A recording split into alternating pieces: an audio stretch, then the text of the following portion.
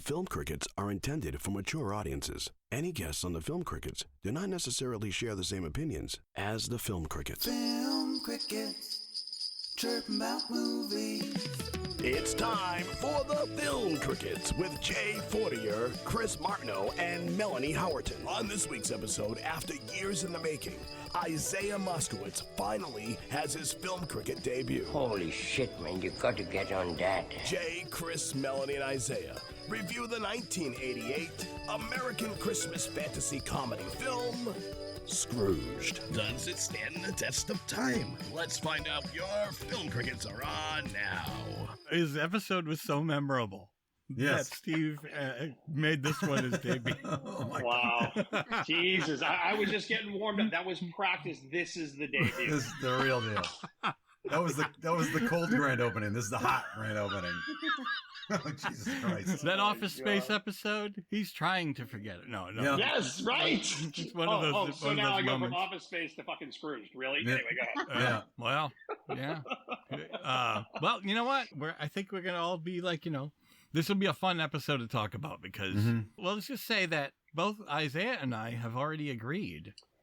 I before wouldn't the say show agreed. began. We had a text exchange, and I just said, that movie, wow. And I left it there. Scrooged? But wow can go either way, Chris. Okay. I just said, All right. I just said wow, and then I Okay. followed up with Oscar nomination. Oh, And it's the whole thing. So, okay. It Wow. was. All It was right. actually, it was nominated for an Oscar. No, you know what, though? What, makeup? I am going to, hair and makeup. All Yeah, right. you nailed it. Today, I'm going to surprise some people because normally I'm not this way, but I am joining the dark side on this one. Mm-hmm. Oh. All right. Oh. I'm on your side, Chris. Okay. Yeah. I guess we're tipping our hands a little bit. I just never saw what the big deal was then, and I still don't see what the big deal is. I don't know why they keep airing the movie. I don't think it's... Anyway, let's not... Look, guys, Isaiah, I'm glad you're back. What's Thank you. happening, everybody? Thank you for having me. I want to talk about this movie because, again, I had some time to digest it. And as we have all gotten older, I think we have all seen every permutation of the Christmas Carol. Am I wrong? Like, we've seen cartoons. There's like 80. Right. There's like Yeah. 80 something. Right. Cartoons, Right, so puppets, fucking claymation. Like, what's the one? What's the Japanese one with the shadow puppets? Like, I can't think of it, but we've seen every permutation as a nation, as a culture on A Christmas Carol. And it's tough because when you go into it, it's like, here's another new take on the same thing we've seen. It's like when you see people like repurpose Cinderella. We're going to look at Cinderella a different way now. And I'm not besmirching any of that. Cause I don't have a movie that remakes all these things, but how are we going to come at it this time? And, this is one that is the 80s, but I guess we're really trying to like push the boundaries or push the envelope of what A Christmas Carol could be. So, hey, let's get into it. Isaiah, I'm glad you're here. Let's go around. So, hey, look, let's do this. Usually I go, for the first time. Thanks. Second grand Never met you opening. before. Oh, God. Thank you for having me. Thank you, grand opening. So let's do it this way. If you saw this movie in the theater, let me know. If you saw this movie a lot, let me know. And then can you give me your favorite Christmas Carol movie? The version that you like the most. Okay. So I'll start with Jason. Okay. Hello. Hello. Yes, I saw it in the theater. I've seen it like, a decent amount of times over the years. This was not a yearly thing. And that's why I've said that I've kind of gone on the other side now because I was never always watching it with maybe these specific eyes. And maybe I was enjoying aspects that I remembered liking a lot. And I still like some of those things. But so I had some issues the other day or last week, and so yeah, we'll leave it at that. I've seen it, decent, I liked it a lot many of the years, but then like I said, it just I'm not seeing it now, so Okay. we'll go from there. Favorite Christmas Carol movie? Oh yeah, thank you. This might surprise some people. I like the one with Albert Finney. Sure.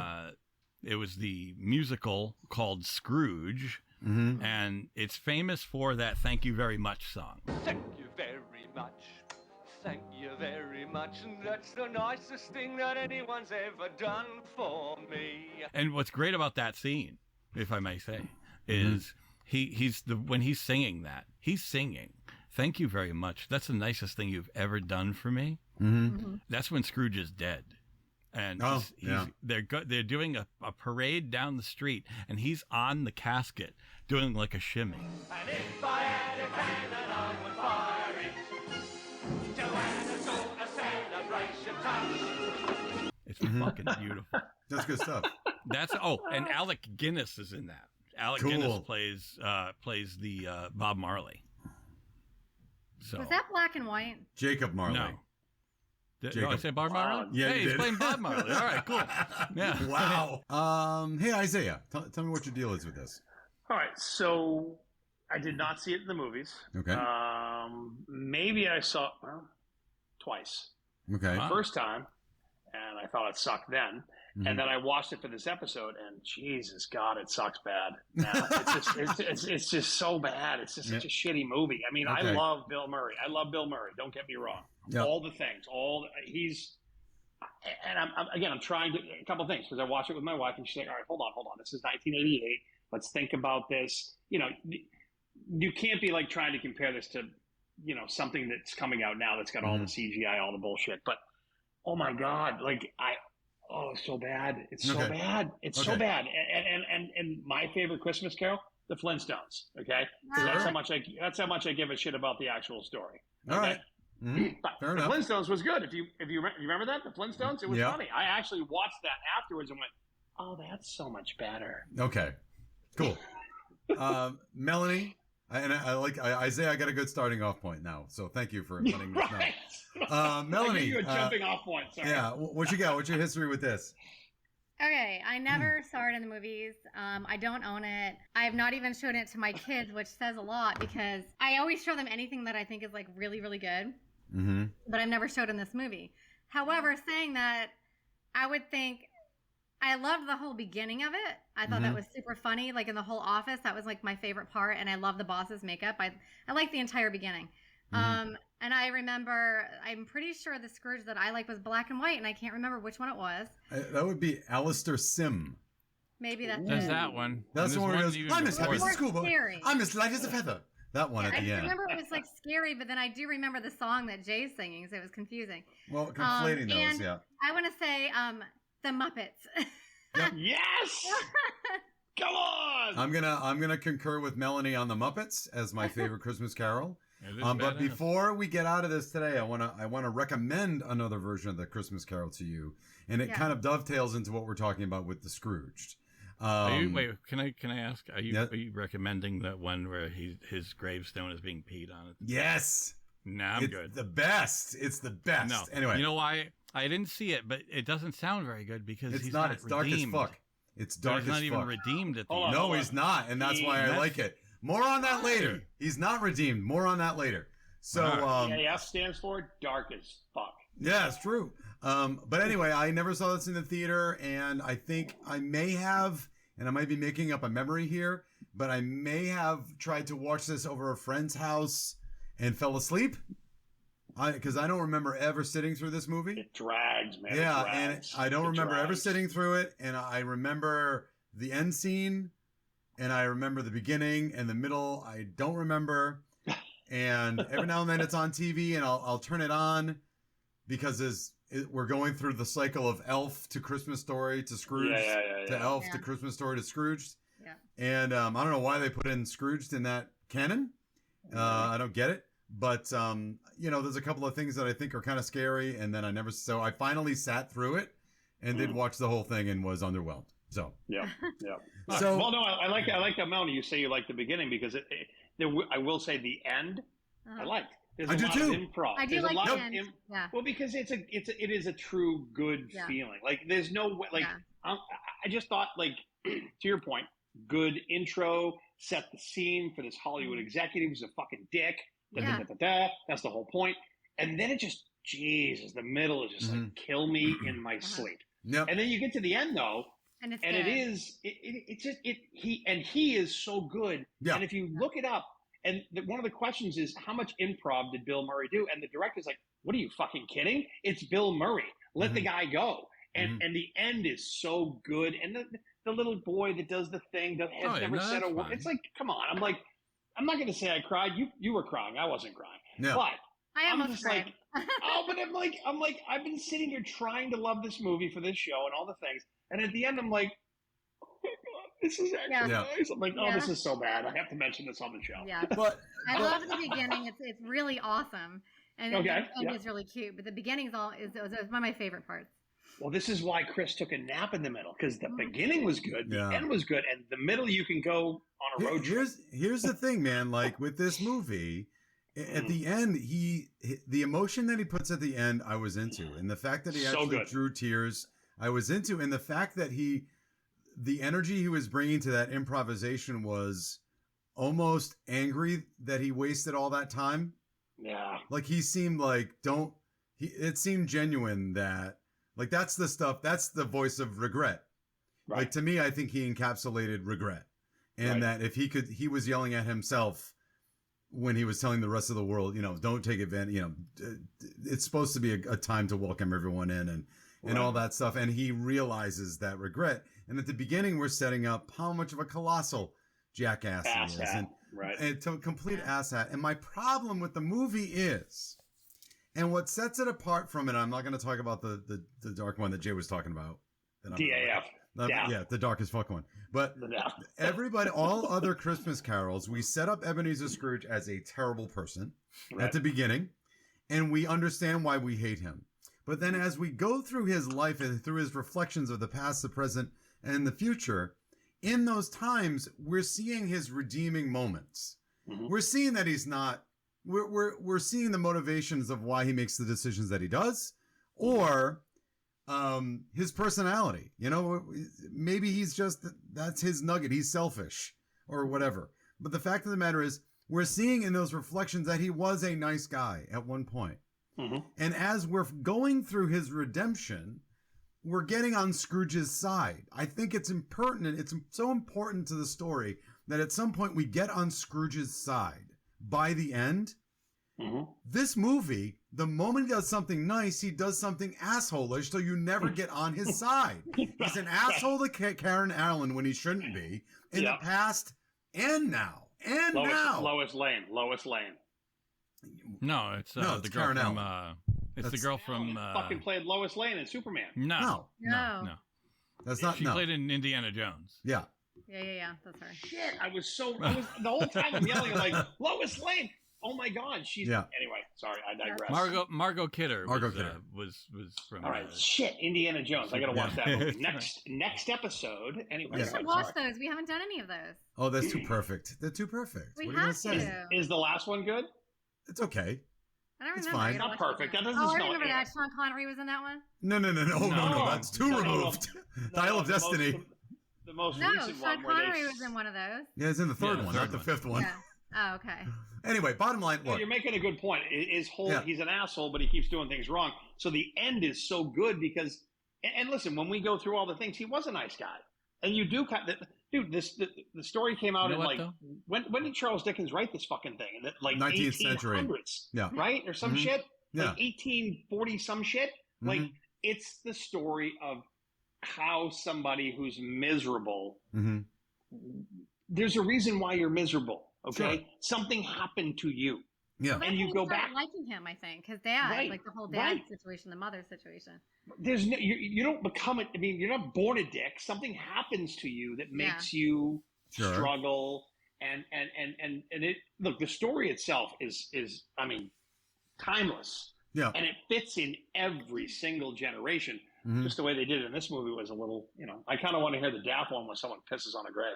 What? Oh, it's great. But no, look, but my point is that, like, even when he's in the present, all I can think of was when he was in the present and he saw the frozen homeless person in the sewer. Yep. And he is completely unrepentant for the corpse that's sitting in front of him. Now, he is not responsible for this. Well, sort of, but not really. Is he responsible for that person freezing to death? Not kind of. He's responsible for Bobcat Goldthwait going out of his fucking mind with a shotgun. With the shotgun, yeah. So walking into the fucking room, you leave him on, which was fucking great. Yeah. But my point is that by the present, we're seeing at that point we need to be on his side in the real world, and we're not. He's still acting like an ass. Right. And then when he goes to the future, he's at Christmas future. It's hard for me to be on his side. But again, the payoff is really good at the end. So maybe that was the goal. Yeah. Maybe we're setting up the very end. I don't know. But We've kind of already, like, we're jumping from the front to the back to the front. Yeah. So it's like, whatever. Like, if you see, everybody knows the chronological order of A Christmas Carol. Mhm. So whether you've seen this version or not, you get it. You know, like this, it's pretty much the same aspect, you know, as far as the format. I had a problem. So since we're in the future, going through the Christmas, I had a problem with the fact that Claire became evil in like about less than a year to the point where she's now a ritzy person going, oh God, look at this. How poor dare you, people." Mumsy? You know, like, you know, it was just like, oh, somebody told me a year ago to blow them off or brush them off. And I was like, wait a minute. She's been like the savior of the poor since like the dawn of time. Right. An asshole, Bill Murray, who was an asshole to her 20 years ago, is now an asshole again, and then she's going to go, you know, he's right. He's absolute. And now I'm going to change make a good point. Yeah. Like, so suddenly her transition to being evil. And by the way, you know, I don't know what lucrative investments she had that she goes from social worker to rich person. I mean, nothing against social workers, but that could be a side story. How did she go? Who did she kill, or who did she marry? Who did she kill? And you know, no, she went and she married somebody who's 98, who's a bazillionaire. Slit his throat in the middle of the night. And all of a sudden, she's Mumsy. In a year or less. She has to kill the person to be rich. She can't just live with the person. No. She waits until he passes away. Okay. It's like trading places. It's like that. No, but that's she's something. even dressing the part. Like she's full on ritzy. Like she's got the hat. Like, you know. Yeah. You know, the big brimmed hat. I was The like, cake what's on with makeup, this? like really bad. You've gone from a social worker to you're a total fucking rich muff. Like what? Stop. Yeah. You're right. It's kind of a bit much. So you like want to know was what's weird, movies. too? I always like whenever we watch anything, I take notes on my phone, and I always have a shit ton of notes that I make. The only notes I had was I really love the beginning; it's just perfect in every way, and I love the boss's makeup. And then I was looking, and then I was like, next movie, because we watched this a while ago. Wow. So then I was like, next movie. There was nothing else. I didn't write anything else down. It was hard. So it in was the hard to do. beginning, It was hard the to do. Jacob Marley guy? You talk about the Jacob Marley guy? Yeah. No, John I'm Forsythe. talking about like The office scene. Yeah, in the office scene. Setting the I'm scene. just saying, yeah, I love the entire beginning, and I love the whole part. with his But you're boss talking and about his the like horror looking guy, you know, like that came in. Yeah. Yeah, I liked his old boss's makeup. Yeah, And that as was, great I wrote as that down, I'm like, was- they did such a good job with that makeup. They And did. so I'm like Now- writing down like I love the makeup and I love the whole beginning, and then I didn't write nothing else for the rest of the movie. Yeah. As great as that was, my daughter, who does not like horror movies, Yeah. was like mortified. Like she was grossed out by the mouse popping out of the back of the skull. But the that means it eyeball in worked. the glass. That means it worked. Oh, but hold on. My whole thing was I didn't think it was necessary for this type of like comedy movie. Like you could pull off like things like that without like watching his arm, like all the tendons, like, you know, breaking off. I'm like, this is a PG-13 comedy with Bill Murray. I don't think it's that necessary. Well, no, show I off. don't know. I Unnecessary. think they're showing off their special effects. that Well, they hold have. on. You're the diehard of diehard horror fans that loves it more than everyone in this circle here combined. Mm-hmm. Well, I Right? love also special effects. I have a thing. That's one of my hugest pet peeves when I'm watching a movie. It can be the greatest movie, and I'm like, special effects suck. I just don't like this movie. I can't watch it. It's so bad.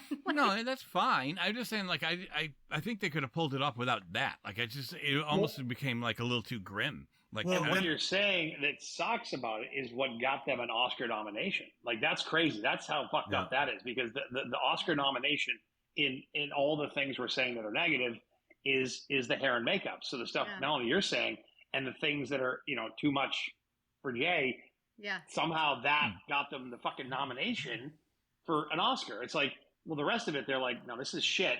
But what Yeah. you're doing is good. It's like if you go back to Yeah.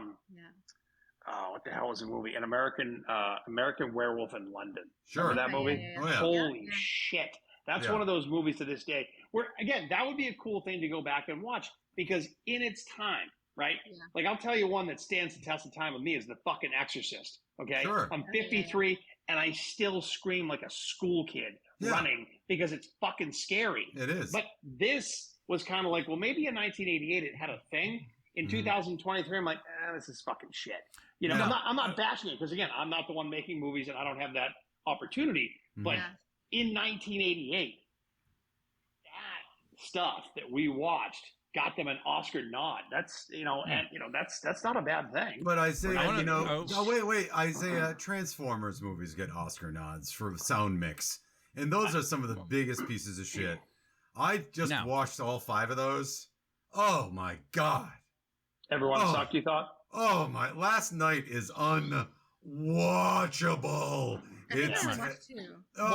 The first one in all these things is always going to be good, but when they fucking keep going, whatever. I do want to clear up. No, I want to clear up. I'm not offended or grossed out myself by the me. No, by the special effects. Sorry. I was not. It didn't affect me in a majorly negative way. I just sat there and go, well, this wasn't necessary.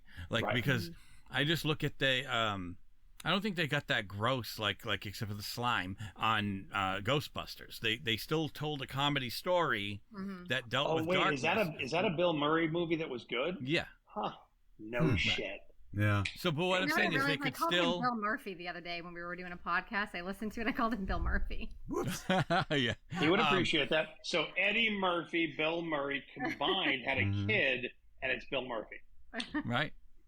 I can't wait for Axel Foley 2024. Yeah. Now, are we doing the IMDb? Effects. I just said, I like the special effects, but that wasn't just why I like the beginning. I like the story in the beginning of how they're setting it up, of how much of a dick he is. Oh yeah, I love his Scrooge promo stuff. Yeah, so. Oh, he's definitely a fucking asshole, and there's no question about it. Back to Chris's point, you wonder why I fall asleep, because I just think it detached and you lose the thing, and it's like. I don't know how deep Bill was involved in, because his improv is so fucking good. And this is a guy that did Stripes and Caddyshack and things that are just like. I think it has a problem with tone. Okay. I think it did not choose the tone properly. I think that probably if you actually had an actor, I'm not taking anything from Bill Murray because I'm not Bill Murray. I'm not a movie star, so whatever. And obviously he's good at improv. But if you actually had an actor that followed the script that was written, then maybe the tone would be a little more clear. The tone is all over the place. Is it funny? Is it scary? Is it a drama? Is it not a drama? It's all over the map. So it's very difficult to hang on to any one character and care about their characterization of what their story. It's very hard to get on that. Well, you talk about movies like Caddyshack, and you talk about movies like Stripes, where you can fuck around. Yeah. These are meant to be you're not grabbing a Charles Dickens classic. Yeah. When you do Caddyshack. Yeah. You're making shit up. Yeah. Right. And you've got Ted Knight, and you've got this one and that one, and that's actually a very interesting observation, that if you were to focus a little bit more and decide what lane you're going to go down. Yeah. Maybe it's better. I got some information on that, though, and it's not Bill Murray's fault. He hated the movie. Oh, great. Did he really? Okay. So, yeah, and I will tell you, I have a little bit on it, but he hated it. And I'll tell you a little bit more later. Production or hated doing it, or both? He thought, I'll tell you later on, because I don't have that much, so I'll tell you later. I think the problem with Bill Murray is that while he's very good at improv, he is kind of always doing again, I'm not talking about modern Bill Murray. I'm not talking Lost in Translation. I'm not talking about, right there. The one where he's Jacques Cousteau, or I'm not talking about that. I'm talking like this era Bill Murray. Yeah. To me, it's kind of, you can improv well and it's funny, but it's also kind of lazy. You're not preparing at all. You're just going to go in and be you, which I think is kind of insulting to the people that prepare. Ghostbusters, you showed up like 2 days before the shoot started and they weren't sure if he was going to show up. Caddyshack, if you look at the behind the scenes, that thing was a coke fest. Oh, it sure. was a fucking mess. Right. So, but it's crazy. It's like some of the best rock bands, and I don't promote anything in the sense of, but if if fucking Guns N' Roses was good because they're all on fucking heroin. Yeah. I mean, it sucks, but that's a weird thing to say. So don't take that the wrong way. But it's like if you're all fucked up, and if Bill Murray comes into a room and just plays improv, like the fact that he did Lost in Translation, I would like to think that he prepared a little more for that in 2003 than he did absolutely fucking coked out of his head when he did Caddyshack. Now, how do you and finally later in his career, you know, Lost in Translation is a lot different than fucking Caddyshack, right? Of course it is. That's my point, because he may be prepared, or maybe he knew that he couldn't sell that persona anymore. People get tired. I hated his role in Caddyshack. Well, really? Like you didn't like Caddyshack. I hated Caddyshack, and I hated his role in Caddyshack. Wow, we just broke up, Melanie. I thought we had a thing, and you and I don't think Caddyshack's that great his either. freaking character in Caddyshack. I'm sorry, everyone's gonna hate me, but I freaking hated it. It was just a little bit too much. It was just a little bit too much. It was just. You know what though? Have you ever rolled up a joint and just fucking sat back and chilled the fuck out? I think I maybe should have done that before I watched that movie. You know what though? No she didn't grow up with it. Maybe I would have liked it just a little bit if I did that first. Watching The Wall. It's like watching Pink Floyd The Wall. Who the fuck watches that sober? Drop a hit of fucking acid and go for the ride. Okay. Oh my God. You know what? I digress. And I love Bill Murray. You know I love him. So it's just I hated that movie. She didn't grow up with Caddyshack, and that's a big deal. True. So if you don't grow up with a movie like that, it's really out of left field and very dated and very like old looking and like. How old are your kids, Melanie? Just the way he was talking and that stupid gopher. I mean. How old are your kids, Melanie? It's a stupid movie. What? How old are your kids? They're 18 and 19. Right. So, like, for them to watch Scrooge or Caddyshack, they'd be like, this is fucking awful. Because they're, again, generational blocks. That's why I thought it was really, you know, when I think Jay's back in the day, that was a huge movie because of the things that they said and did. It was groundbreaking. Exactly. You know what I mean? And it was kind of on the edge. But nowadays, it's like, No, because now we have TikTok and everyone's just fucking doing the most ridiculous shit. And it's like, you can't, there's no more shock jocks on radio, right? Howard Stern did it. There's no more. Nobody is miffed by a goddamn thing that anybody, everyone's like, seen it. We're good. Yeah. But Caddyshack has a whole lot of nothing going on. How dare you? How dare you? We're forgetting, generational gaps. Nothing stands up like a cameo by Mary Lou Retton. Nothing stands up like that. Oh my God, you're right. Mary Lou Retton. Wow, dude, you just pinned that one as like, here we go. Oh my God. I mean, don't get me wrong. I don't have a gold medal in the Olympics, but I don't think anybody cares in 89. That was only 5 years later. Like, I mean, the fact that she's on there is a goof. They're kind of making the fun of the fact that she's past. That she's short. Yeah, and she's also kind of short. Like, so like and she had a very young face, so it, like her doing as Tiny Tim is kind of funny. But it's 1980. It's 1988 funny. Like, so this whole thing is a modern, quote unquote, telling of Scrooge, but modern 1988 telling. So there's, has there been anything? So I looked at Google. So there's 135 different versions of A Christmas Carol, right? 135. Wow, really? Yeah. So like you would have to make it a mission to see them all. You would actually have to make a big effort. What's the most recent one? That's this one, the thing. isn't it? Or no? What is it? Is it that this it? Is that the best we can do? The one that I brought up. The one that I brought up. Jim Carrey. The most recent one. The Daft one. Well, Jim Carrey was in one too. The cartoon. Yeah, that was terrible. Yeah, what is it? That was bad. That was before that. It was still in the 2000s. It was like it was after. What? When Chris is talking about, it's like an FX like mini series. Yeah. Oh. So good. That's a Scrooge? Oh boy, is it. Get ready. He's the worst person on ever. All right, so 2019, the official trailer, Tom Hardy. Tom Hardy? Yeah, if you're going to get into it, I mean, if you're going to do it, do it. But I'm surprised that 1988. Tom Hardy, did he say the movie entirely like this? Oh. Most likely. I'm Bane. Sorry. I like Tom Hardy. I remember watching one where somebody peed on someone's grave. Yeah, that was great. All right, can we stop skipping around the fucking graveyard, Chris? And what's this Daft movie? Let's go. Okay, all right. All right, let's go. So look, here's the thing. You either got to make, here's my point. Christmas Carol either needs to be Alistair Sim. It needs to be the one. I'm sorry, Jay. What's the one that you like? Albert Finney. Albert Finney, George C. Scott. It's got to be the Muppets. It's got to be something like that. The Flintstones. Okay. Flintstones, where Alistair Sim. It's the classic telling, and we follow him, and by the time he's redeemed, he always had a nugget of good in him. It just needed, and he got screwed as a kid, or whatever, that made him a terrible person, but then he is redeemed at the end. Mm-hmm. The one that I'm talking about it was an FX miniseries. It was like 2 episodes. I think it's about 4 hours long. What's it called? Fuck you, Santa? It's called A Christmas Carol. It's with Guy Pearce as Scrooge. Hold on. And Andy Serkis is in it at some point. And it's a retelling. Scrooge is the worst person ever, and you're never on his side. Okay. Such that right to the end? Right to the end. And they keep doubling down on how bad of a person that he is. And they do the whole ghost thing. But by the end of it, the point of the film, and when he does have his dick at the end. Well, no, it's not that. But he's so bad to all these people, and they never let up the gas on how bad he is to everybody and how terrible he is.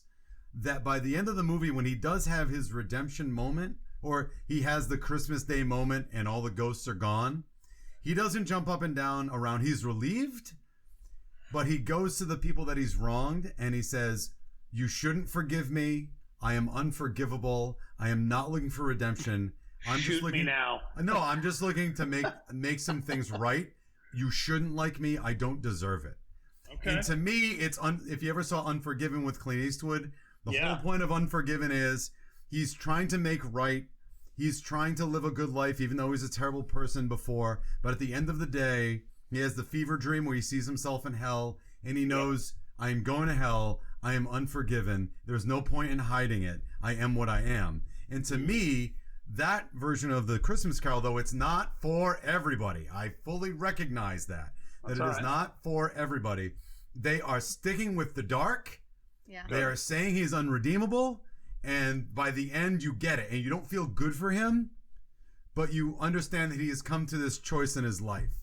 And the problem with Scrooged is that it's a mixture of the dark as fuck version and the Muppets. Yeah. And it doesn't know where to go in the middle. That's my point I want to get to. And it doesn't know what it wants to do. Are we going to double down on dark, or are we going to see Bill Murray as a hippie? Or are we going to see him you can't see Karen Allen with dark in the middle of a comedy. What's that? You shouldn't double down on dark like that in the middle of a comedy. Right. Right. It's already designed to feel Call good. it what it is. Yeah. Call it what it is. Pick your lane. Hold on. By the way, I have a wardrobe change. I see that. Mm-hmm. Thank you, Taylor Swift. Did we staple that to your head? Like, remember the idea when he said, "Hey, did you try Staples?" No, that was funny. Yeah. He goes, I like that. He goes, like, that was pretty funny because he goes, that was funny. like, hey, I can't seem to glue. By the way, glue is a bad idea too. Mm-hmm. I can't seem to glue these antlers to this mouse.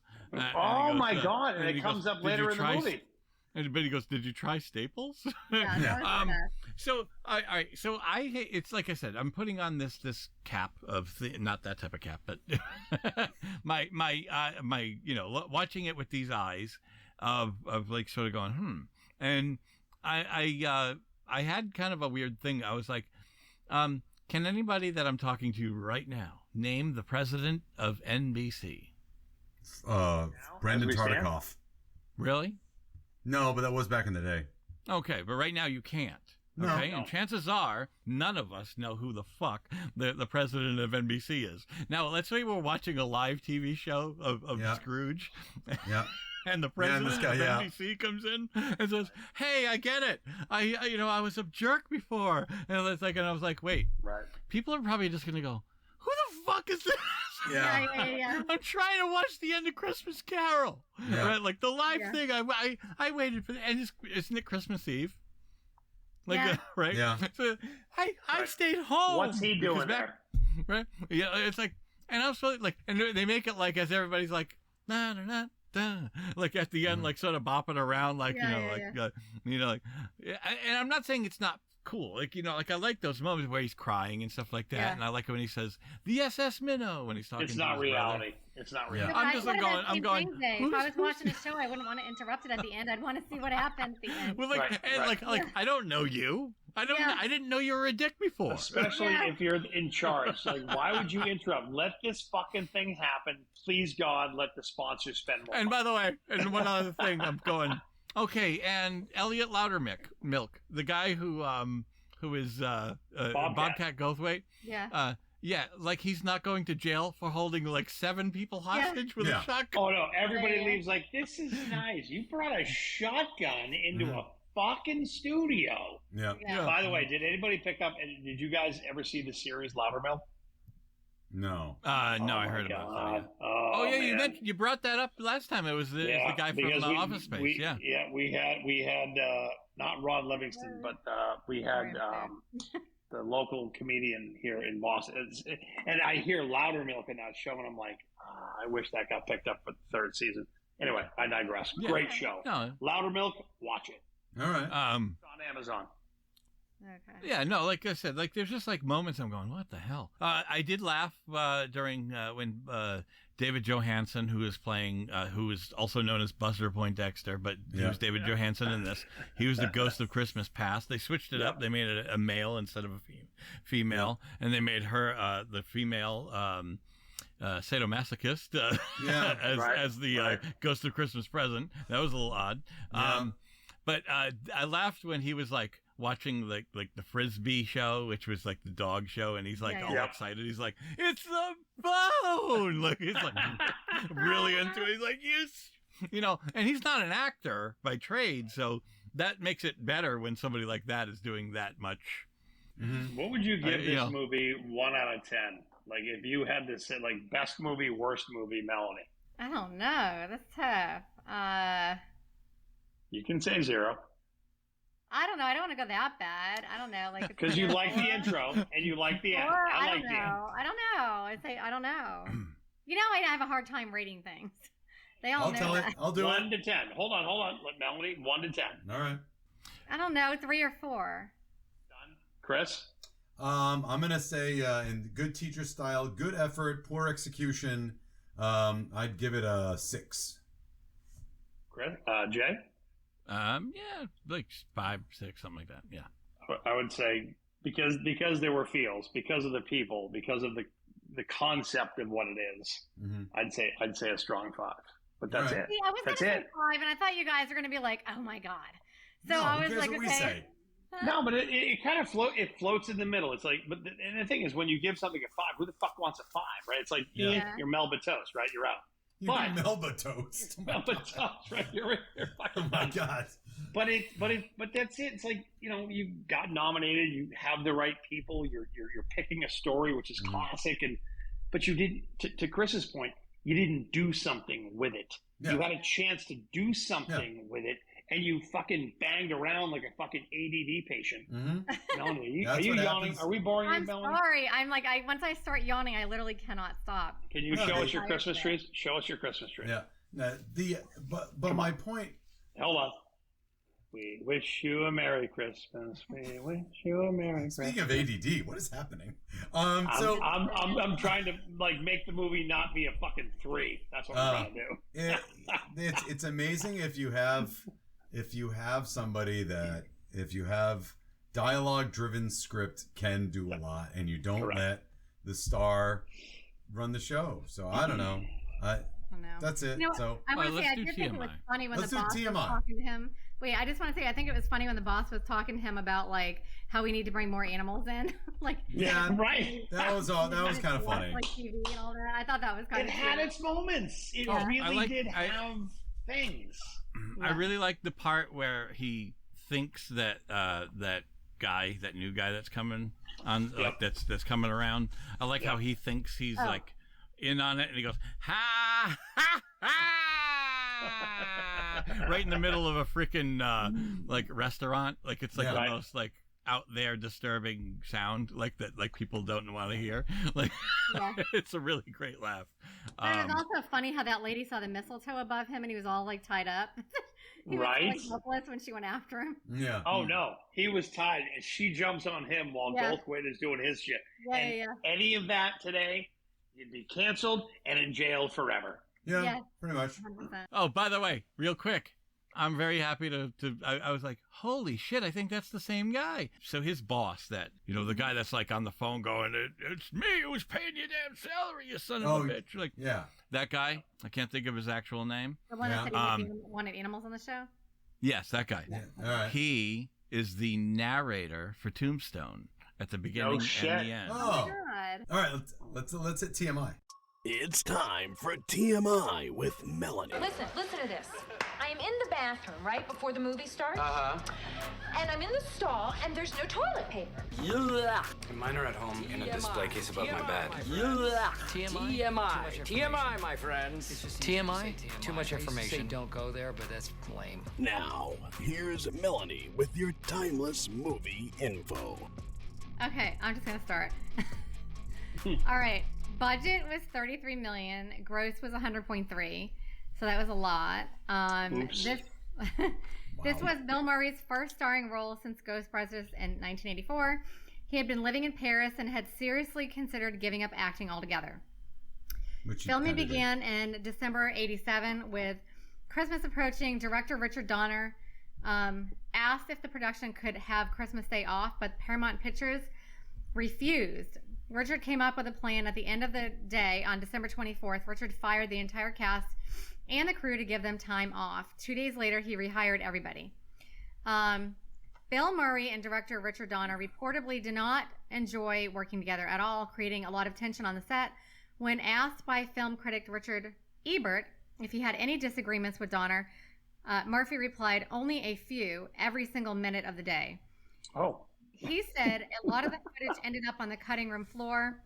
We shot a big, long, sloppy movie, so there's a great deal of material that didn't even end up on the film. He said it could have been a really, really great movie. The script was really good. There's maybe one take in the final cut of the movie that is mine. Only one take in the movie that's mine.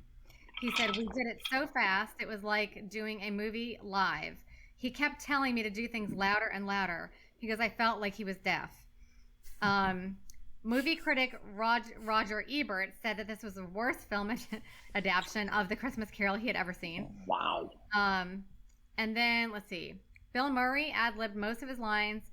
In a 1988 interview with Richard Donner, he discussed Murray's natural ability to improvise and described the experience of directing Murray as follows.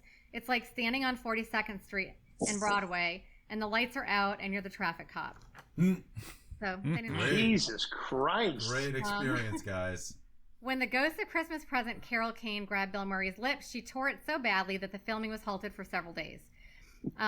Bill Murray falling. But I heard, just to add to that, I heard he kind of like basically encouraged this, and then it grab my backfired, lip and rip it off. Get me the fuck out of here. Yeah. Let's see. Bill Murray falling on his way out of the restaurant was unscripted and genuine. It was an accident. It was, you can tell by the reaction of the actors playing the waiter and Murray's feet as he falls. Apparently, it was due to the stairs being so wet after splashing the waiter with the water that caused him to lose his footing. All of Bill Murray's acting brothers, John Murray, Joel Murray, and Brian Doyle Murray, appeared in this movie. John's the only. John's the only one that played on his on-screen brother. Joel plays one of the guests at John's party, while Brian plays Bill's on-screen father. Frank trying to get the audience in the movie theater to participate at the end was entirely ad-libbed by Bill Murray. Seeing you guys said you liked the end of it, that was Bill Murray. Yes. Okay, let's see. Preston, and he said there was like one thing in this movie that was mine. He said, Preston tells Frank that in America, there are 27 million cats, 48 million dogs, and then says quite seriously that IBC needs to start gearing programming towards them. As of 2015, there are several dog and cat specific channels on Roku that supply dedicated pet programming based on scientific studies of what interests them. Wow. The Ghost of Christmas Past cab that belongs to Bell Cab Company It's referred to, basically, Belle is the name of Scrooge's first love in the Charles Dickens novel, which the story is loosely taken. Playing the Scroogettes were the Solid Gold Dancers, whose American television show had been canceled by the time of this movie came out. I used to watch that when I was little. Me too. I thought they were jumping on my bed to the Solid Gold Dancers. Right? Because I had this like this champagne colored like silk comforter. It kind of looked gold, and Nice. I just remember that. It was just I was really little. Let's see. The excitement over VCR as a Christmas present may seem odd today, but when the film was released, a typical VCR cost from $500 to $1,500. In 2022 money, that's about $1,000 to $3,000. Holy shit. Yeah. Hold on. And mic drop. Yeah. No doubt. That's it. A lot of knowledge right there. Cool. Yeah, I told you, it was a hot They mess. cut a lot out. It was a hot mess, and you could tell it was a I hot did mess. laugh. I did laugh when he's like, come on, girls, like, and the girls are like dancing, like a friggin' their butts are showing. And it was like, I was like, this would never be on 1988, not like that. No. Like, And then they were like, you can see see her nipple. or something. Yeah. Yeah, and they're like, what's wrong with that? Yeah. What's wrong with that? That was ad-lib too. Well, I want to watch I want to watch the deaf version that fucking Chris brought up. I really do. Oh, you should get ready. I remember. It's on Hulu. It's on Is Hulu. it? Okay, Yeah. all right. So no, it's One of 19. their holiday movies, Hulu. I honestly think that Scrooge should always be. I mean, besides the Muppets, which I loved, but and I did like the Flintstones too. Thank you. But I feel like Scrooge should almost be like the black and white one. I feel like it should be super creepy and spooky. Right. It's a weird story. Like, it's a total ghost story. It's somebody who's like, there's a lot, if you really look at the writing, and I'm sure Charles Dickens, had it this way, but like, you're dealing with somebody who's not right. Yeah. And they're not right for a reason, though. That's okay. Something, again, to what I was saying earlier, they're not right for a reason, and now they're doing certain shit. Yeah. So you've done a bunch of shit. How do you then have people come back? And it's almost like the fucking guy's blessed that people come back and remind him, because most people that are just fucking Karens and assholes and whatever the fucks just go through their life doing stupid shit, right? At least you had a chance. Yeah. And someone said, stop it, come here, let's show you back to here. And it's almost how we all need to do our lives, right? Like if something's going on in your life where you're lashing out or whatever's happening, right? Who's going to stop you? Hopefully your partner, your friend, your kid, your whatever, and pulls you back and says, hey, look, it's okay. You were good here. Try doing that here. Because right here, you fucking suck. Yeah. I got a question. Basically like you're making everybody miserable and you're going to die alone and no one's going to care unless you change your ways. Well, right. And somebody gives a fuck about you to actually say that. And before you get to the point where you're fucking alone, listen to the people that are saying, I love you. And look, I understand why you're upset. Yeah. But just stop and back it up a bit. Take a breath. I'm sorry, Jay, what were you going to say? No, I'm just like, you were making this really serious, good point. And then this bubble with a thumbs up appeared right in the middle of your fucking screen. It was like, you see that? Yeah. I can't figure out. I've done this on a couple of these fucking Zoom, whatever the fuck we're on, where I say something and balloons go up. Yeah. I'm in the middle of a client meeting the other day, which is awesome. And I said something and balloons go up. I'm like, was that my closing argument? Dude, it was the weirdest thing. It was like, I was like, both of your hands were moving. Yeah. When that happened. And this bubble shows up. I can't replicate it though either. It's like I try to go back and do it. It was so distracting because I was like, I lost what the fuck he was talking about because I want to know how this bubble appeared out of nowhere because it has happened the last 3 times that I have done. Try to do what you were doing. What were you doing? Trust me, Nelly. I try to recreate. Now I just look crazy doing this. Final Judgment. Here we go. Maybe. And it's not playing. It's time now for Final Judgment. Are you ready to rubber stamp this bitch? Here's the Final Judgment. right, it's time for Final Judgment, and this movie is going to receive its Final Judgment. Mm-hmm. You'll never be able to see it again, folks. Once we're done with it. They're going to delete this off the internet. Yeah. Yeah. Oh, yeah. All the fans of this show, of this movie, are going to fucking eat us for breakfast. Oh, man. I can't believe those 26 people are going to not listen to us anymore. So, 23. They left. Every time you bail out, 2 people leave. Yeah. I'll just go ahead. No, it doesn't hold up. Forgetting about that, it's not very well done, which we've already said. I don't think it's it holds up. I think it has too many bizarre 80s references in it. I see Mary Lou Retton, see the Solid Gold Dancers, see Buddy Hackett, see John Houseman, Bobcat Goldthwait, John Houseman. Like, no one gives a shit about these people anymore, and they shouldn't. You know, sometimes you put the dog out to pasture, and it's okay. And the other part that I want to say is, again, it doesn't hold because nobody said that Christmas Carol has to be a kid's movie. Not every holiday movie is a kid movie, and I'm not talking about the darkest fuck Christmas Carol. I love that you're adopting the daft. I know. I'm not talking about that. It doesn't have to be a kid's movie. But the fact of the matter is, he says, I don't care about language, obviously, but they call that woman a bitch like 4 times. I don't know. That just doesn't really, it's kind of unnecessary. The goddamn it scene is, they call her a bitch. Like, I don't even remember. The word bitch is said like 4 or 5 times. No, I didn't know what woman. I don't remember, but it doesn't matter. It doesn't matter. No, I know, but. There it is again. The bubble. Oh my God, the bubble's up. Yeah, the bubble came up. Can you? So anyhow, again. You shit. Yeah, it's okay.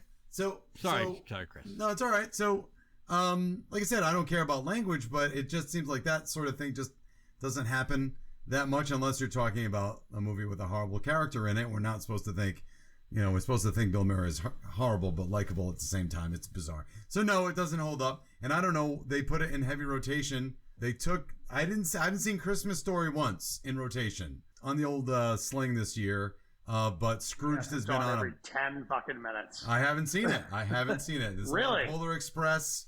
It's been again. I have Sling. I don't have cable. But I don't know. So no, don't hold up. Melanie? I'll say again that I like the beginning of it. I like the end of it. I like the beginning more. I think it was kind of like really, I don't know, long drawn out in the middle, where you were kind of looking at your clock, thinking, hey, how much left do I have of this? Because I just really want to go to bed. This is when Chris was taking a nap. Yeah. I didn't take a nap this time. But rightfully so. I do have to say that I did enjoy it. I mean, it's not like I hated the movie. I enjoyed it enough to watch all of it, and it doesn't hold up, obviously, but I don't hate it. You know what I mean? I don't literally hate the movie. Yeah, I think I want to side with you on that. It doesn't make me pissed off to watch it. Exactly. It doesn't make you this fucking scene, like nothing like that happens. It's just such a non-entity for me. Like, I can't even react to it because it's just a hot mess. It's a disaster. Right. It's not like I've seen movies where I get pissed off that I'm watching it. I'm not pissed off watching it. I just don't want to watch it. Right. You know what I mean? So, okay, Isaiah, go ahead. This does not stand out. It doesn't. I love Bill Murray. And I'm recognizing and I'm being very appreciative of the time frame, where we were in 1988. To Melanie's point, the beginning, not necessarily for me. The end was good, but that's not why I watch a movie, right? I watch a movie because I want to be involved in the story. The story itself from 1843, when Charles Dickens wrote this story, is a great story. So you can't really fuck up that, but you can. And this movie showed that you can fuck that up, because I just don't think it's good. And I think, to Chris's point, and I appreciate this as we did this show, you've got a person who's so improv, right? You've got a person who's been able to do all the things he's been able to do. It should have been more focused. It should have been more focused on the classic, and then, find its swim lane. I don't think it stands the test of time. It proved to me the other night when I watched it, I'm like, and again, I'm not judging a 1988 film. I'm an 18-year-old kid at that point. Yeah. And things have changed, but it doesn't do it. It doesn't do it. things like Lost in Translation, for example, Bill Murray. That's a great movie. Like you said, Melanie, you said 1984 was the last time he did a movie, right? So you're talking a 4-year gap, right? That's a 4-year gap from a very popular actor. Mm-hmm. That's a bunch. He did The Razor's Edge in between. That was his drama that he tried. Okay. The Razor's Edge. But that's a thing. First starring role since Ghostbusters, Yeah. Right. But that's, and again, I'm trying not to be super critical of a performance, but it just does not, in my opinion, it doesn't stand the test of time. And if you're going to watch a movie or if you're going to learn about A Christmas Carol, like an 1800s fucking story, there's so many other ways to do it. Go see a play. There was a play in my local town at a museum that does it such justice, right? The true meaning of Christmas. The purpose for the story is that somebody's going through whatever, and then they find that moment, right? And then that's the Christmas story. I love the end. Man, I was bored as fuck. But he even said that this was one long sloppy movie. That's what he said. And it is. And who said that? Who said that? Bill Murray said that. That's the fucking star of the movie. Yeah. He said it was one huge, long, sloppy movie. Yeah, right. Not too long-winded. It does not stand the test of time. Okay. Jerry? No, it doesn't hold up. I think we've all kind of, we way beyond tipped our hand when it came time for, before the end. It was like, wow, no kidding. They didn't think it held up. I couldn't have told by the way they talked about it throughout the entire film, through the entire episode. But, thinking about Bill Murray, though, only how many years later was it 93 that he did Groundhog Day? Was that 93 maybe? Oh no, 94. Okay. All right. So that movie was even earlier. Awesome. I don't care what anybody says. Oh, it's great. It's great. But he was such a good movie. Mega dude. So good. Yeah. During that, he was an ass. What, making it? Oh yes, during the process, to the point where he and Harold Ramis, who directed and was partial rewriter of that movie. Schitt's Creek is the fucking balls, by the way. Side note. Love it.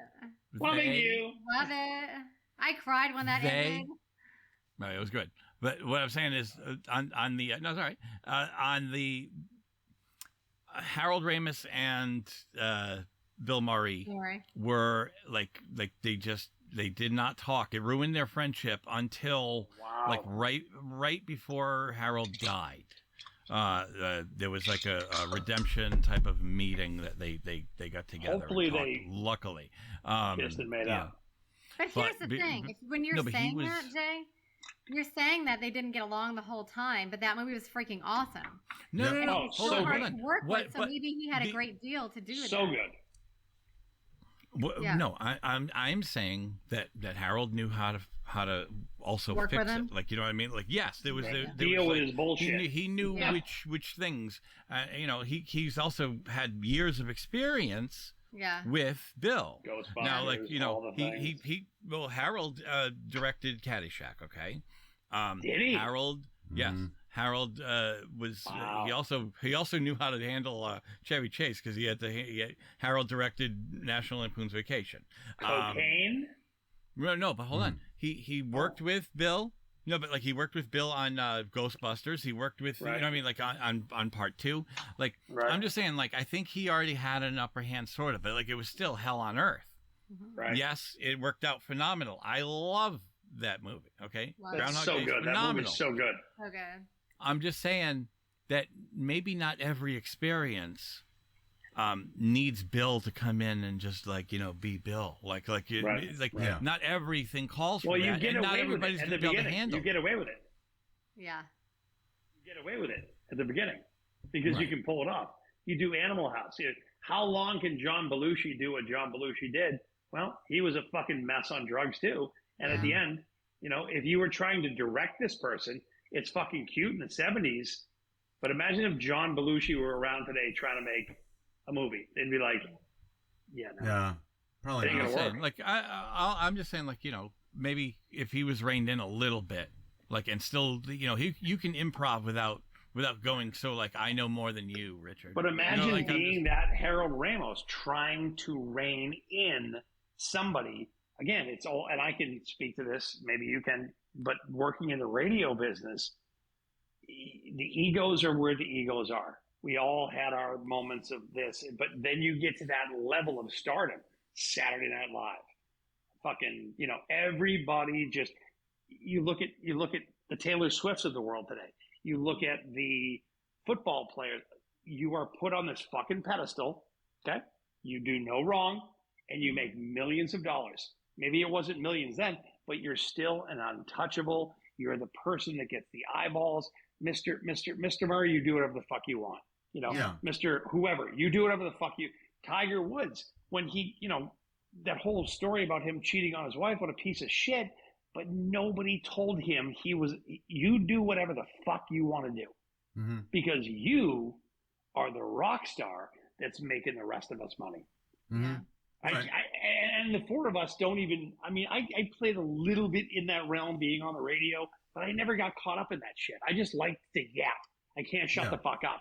I didn't get stuck in, I worked in it for 30 years, but I saw some people where I'm like, oh my God, these fucking psychos really think their shit doesn't stink. Yeah. They really, and their agents articulate that, and their fans, all this bullshit. So to try to rein in a Bill Murray in 1980, no. Can you fucking imagine? No, that's no. No fucking way. Because what he does or she does at that moment dictates how much money this movie makes. Period. End of story.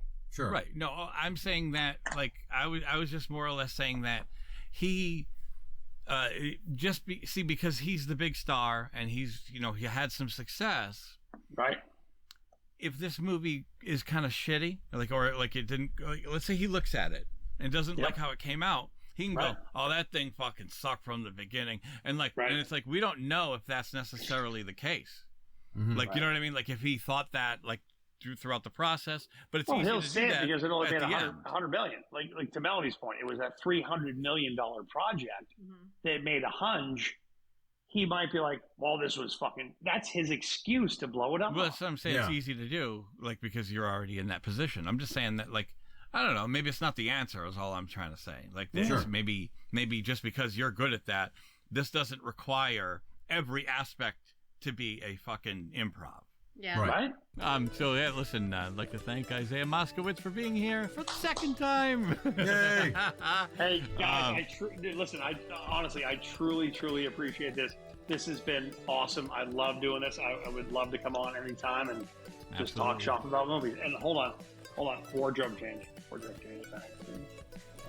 Oh, he's back, and the antlers are back. I like the antlers.